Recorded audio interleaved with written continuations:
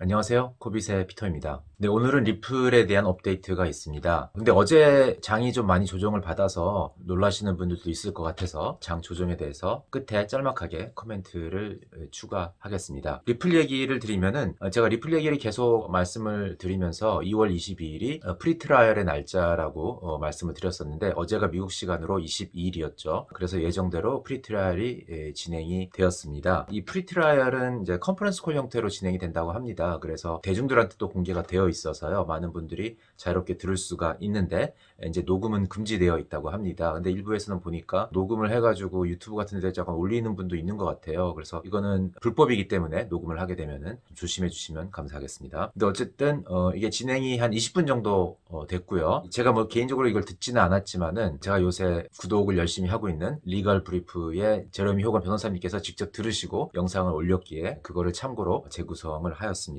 일단 컨퍼런스 콜에서 이제 판사가 처음으로 이제 목소리를 낼 수가 있었는데 이제 이 제러미 호건 변호사님은 판사의 성향이나 이제 어떤 선입관 같은 게 있을 수가 있으니까 그런 게 혹시 있는지 열심히 찾아보려고 노력을 했지만은 아주 엄격하게 그 중립적인 입장을 표명했기 때문에 그런 걸 찾아볼 수 없었다고 합니다. 예를 들어서 뭐 SEC가 가상자산을 얘기할 때 선호하는 표현이 디지털 에셋이라고 하는데 그리고 리플 같은 경우는 크립토 커런시라는 단어를 선호를 하는데 판사님께서는 얘기를 하면서 두 단어를 같이 사용을 하면서 얘기를 했다든지 뭐 이런 면에서 봤을 때 아주 엄격하게 중립적인 입장을 취한다는 것을 적어도 대외적으로는 보이고 있는 그런 판사님이라고 합니다. 이분은 50대 여성의 하버드 로스쿨 출신의 판사님이라고 하니까 뭐 엄청나게 프로페셔널 하겠죠. 그래서 콜이 진행이 되면서 이제 일단 SEC가 먼저 자기네들의 입장을 표명을 하는 시간을 가졌는데 이 SEC가 이제 처음에 제가 이제 그 오피셜 컴플레인트에서 얘기했던 전략을 이번에는 여기서 반복을 했다고 합니다. 그게 무엇이냐면은 XRP가 증권이라고 주장을 하면서 근데 그 근거가 이게 뭐 중앙화돼 있다, 탈중앙화돼 있다 이런 것이 아니고 제러미 호가님의 표현을 빌리면은 representation by 리플하고 expectation of the buyers 이렇게 표현을 하고 있어요. 이게 무슨 말이냐면은 리플이 XRP를 판매를 할 때 어떻게 묘사를 했는지 그리고 그에 의해서 XRP를 구매한 사람들이 어떠한 기대를 가졌는지를 중심으로 이것을 증권이라고 주장을 하고 있다는 거죠. 예를 들면은 브래드 갈링하우스 XRP의 CEO죠. 그러니까 XRP 판매를 할 때 어떤 식으로 얘기를 했냐면은 자기가 개인적으로 XRP를 굉장히 많이 들고 있다든지 그 다음에 기타 다른 데서 얘기를 할 때 XRP를 사는 것은 리플의 주식을 사는 것과 흡사하다라든지 이런 표현을 했다고 하는 거죠. 이 제러미 호건님의 주장은 근데 이거예요. 증권이라고 얘기를 하려면은 투자 계약이 있었다고 얘기를 하면서 투자 계약이 여기 있습니다 하고 보여주는 게 가장 확실한 방법인데 실제 투자 계약이 존재하지 않죠. 그렇기 때문에 가장 확실한 방법이 아니고 그 다음 세컨드 베스트 초이스인 방법을 선택을 했다. 그것이 뭐냐면은 이 XRP를 마케팅을 할 때 마치 증권인 것처럼 마케팅을 했다는 두 번째 전략을 지금 취하고 있는 거다. 그러니까 베스트 전략은 아니고 세컨드 베스트 전략을 취하고 있다는 것. 그 부분에 있어서 약간 주장이 좀 약할 수도 있다라는 말을 하고 있습니다. 그 다음에 이제 리플의 주장으로 넘어가서 리플의 주장은 전에 답변서에서 제출한 내용을 그대로 반복을 하고 있습니다. 8년간 아무 문제 없이 XRP는 기능을 해왔고 리플의 개입 없이 기능을 해왔다는 걸 주장을 하고 있고 두 번째로는 핀센이죠. 그 자금 세탁 방지 정부 기관인데 핀센이 2015년에 이거는 이미 커런시라고 판결을 했다는 얘기 그리고 다른 나라들도 이거를 증권이 아니라 커런시로 간주를 하고 있다는 그런 주장을 하고 있고요. 그 다음에 XRP를 팔았을 때 XRP의 가격 상승을 위해서 자기네들이 어떠한 노력도 한다는 그런 약속을 한 적이 없다는 거. 그 다음에 킥이나 텔레그램 케이스였던 것처럼 풀링 오브 인베스트먼트가 존재하지 않았다. 이제 풀링 오브 인베스트먼트는 이거는 ICO를 얘기하는 거죠. 그래서 킥이나 텔레그램은 ICO를 했지만은 리플은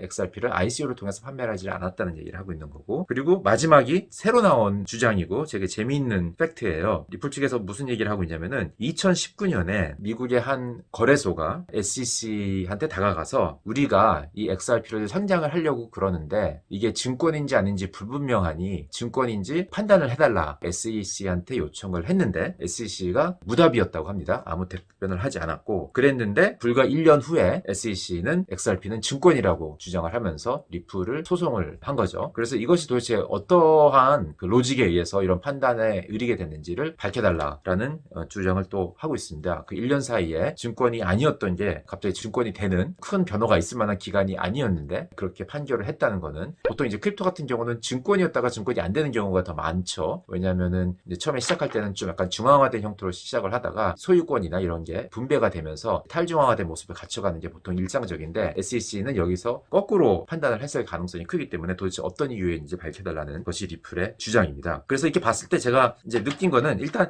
제레미 호간분이 살짝 리플 쪽에 우호한 해석을 하는 경우가 좀 있는 거 종종 눈에 띄기는 합니다. 실제로 이 유튜브 채널에 가보면은 리플 커뮤니티 분들이 엄청나게 응원하는 댓글을 많이 달고 있어요. 그런 거에 영향을 받고 있는지는 모르겠으나 제가 보기에는 대체로 굉장히 객관적이기는 한데, 살짝 얘를 좀 약간 리플 쪽을 좀 유리한 해석을 하는 경우가 조금씩 눈에 띄는 경우가 있는 것 같은데, 어쨌든 대체로 봤을 때 주장하는 거에 크게 제가 뭐 반박을 할 수는 없을 것 같아요. 뭐 전 사실 변호사도 아니기 때문에, 단지 지금 이 상황을 가장 정확하게 가까이서 분석을 열심히 하고 있는 분이 제레미 호간인 것 같아서 제가 열심히 참조를 하고 있는 거고, 그리고 SEC가 프리트라이얼 과정에서 양측이 자기네 주장을 조금씩 이제 여러 번 할 수 있는 기회가 있는데, 그럴 때마다 SEC는 약간 주장이 조금씩 달라지고 있고, 근데 리플은 좀 계속 컨시스턴트하게 주장을 하고 있고, SEC는 좀 이 얘기했다가 저 얘기했다가 하는 약간 그런 인상을 받고 있습니다, 저는. 근데 어쨌든 뭐 이런 상황으로 프리트라이얼은 끝났고요. 뭐 다음에 공개적으로 또 뭐가 공개되는 날이 언젠지는 저는 아직 모르겠으나, 이런 공개되는 거 외에도 사실 공개되지 않는 물밑 작업이, 예를 들어서 협상이 이루어질 수 있는 가능성은 충분히 있기 때문에 앞으로 어떻게 진행될지는 좀 예의주시해야 될 것 같습니다. 그리고 끝으로 어저께 비트코인 시장이 좀 조정을 받은 거에 대해서 말씀을 드리면은, 어떠한 뉴스를 꼭 집어가지고 이거다 하고 얘기하기는 힘들 것 같은데, 좀 네거티브한 뉴스로 나오고 있는 것이, 그 옐런 장관이 비트코인에 관한 코멘트를 네거티브하게 했다는 기사가 있었습니다. 특히 그 비효율적인 거래 방식이다. 왜냐면은 에너지를 많이 소모하기 때문에, 이런 얘기를 한 걸로 나왔는데, 이 에너지 소모에 관해서는 이렇게 제가 뭐 나중에 한번 기회 될 때 좀 깊게 다루고 싶은 주제이긴 해요. 근데 지금 간단하게 말씀을 드리면은, 에너지를 쓰긴 쓰죠.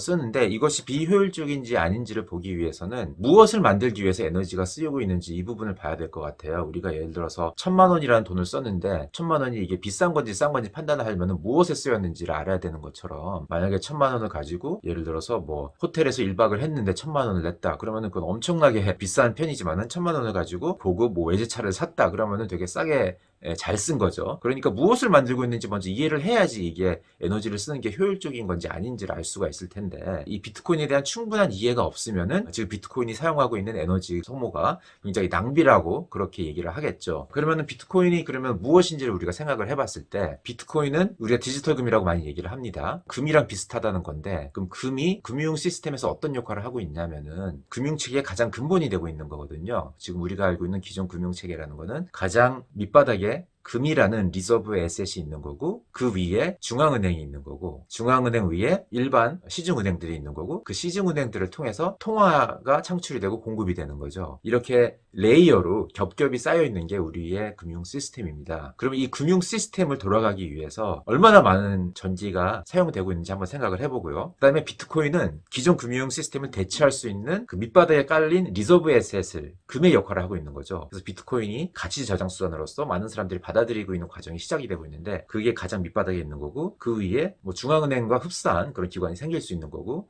또 그 위에 어떤 다른 그 비트코인을 리저브 아셋으로 사용을 한 금융기관들이 레이어로 생길 수가 있는 거죠. 이제 그렇게 우리가 한번 생각을 해봤을 때, 비트코인에 사용되는 전기 소비량은 전통 금융 시스템에서 사용되고 있는 전기량, 그것을 유지하기 위해서 사용되고 있는 에너지와 비교해야 될 필요가 있지 않나 싶습니다. 그렇게 비교해야지 이게 타당한 비교라고 생각을 하고요. 그랬을 경우에 지금 비트코인을 채굴하기 위해서 사용되는 전기량은 큰 금융 시스템 하면서 극히 일부인 ATM을 운영하는데 사용되는 전기량과 비슷하다고 합니다. 그렇지만 이 전통 금융 시스템은 ATM만 있는 게 아니죠. 그 외에도 엄청나게 사실 금을 보관하는 비용이라든지 중앙은행을 운영하는 데 필요한 비용이라든지, 또 그 위에 있는 이 은행 시스템 운영하는 데 필요한 비용이라든지, 엄청나게 많은 겹겹이 쌓인 그 금융 시스템 안에서 사용되는 모든 전기 비용이랑 전력 비용이랑 비교를 해야지 타당한 비교가 될 것 같고, 그랬을 때 비트코인이 소모하고 있는 에너지는 굉장히 극히 적은 거다, 이렇게 얘기할 수 있지 않을까 싶습니다. 그러면 이런 관점을 한번 여러분도 생각을 해보시고, 그랬을 때 진정 이 비트코인이 사용하고 있는 전기 소모가 이게 정말 낭비인지 아닌지 여러분 각자 스스로 한번